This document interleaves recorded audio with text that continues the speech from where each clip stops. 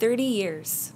30 years of ongoing hostility and diplomatic silence between Israel and neighboring Lebanon. The two countries constantly on edge, too, with a disputed border leaving unresolved tensions and a technical state of war. But now may have come the time to resolve differences. Amidst U.S. brokered talks in expanding the landmark Abraham Accords, the U.S. Trump administration's next goal appearing to be brokering a deal between Israel and Lebanon for the greater good of the region, or at least economically.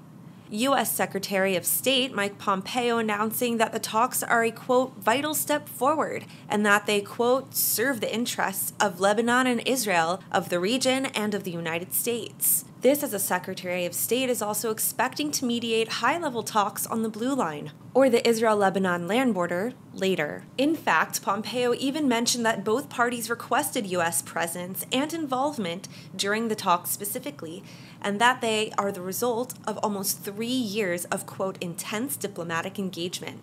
The Office of the UN Special Coordinator for Lebanon, known as UNSCOL, getting set to host the event after the holiday of Sukkot. But at any rate, between Israel and Lebanon, gas reservoirs exist that could change the game for all. Yet, due to the dispute, neither country has been able to fully explore the area. The change in facts on the ground, then, coming after the August port explosion in Beirut, which killed hundreds, injured thousands, and left hundreds of thousands displaced. Lebanon's resulting economic peril, seemingly the driving factor behind the new willingness to compromise, especially in the gas industry. But maybe the biggest advantage to this new deal comes in the form of newfound security, as an agreement between Israel and Lebanon would eliminate Iranian terror proxy Hezbollah's argument to keep its weapons stored.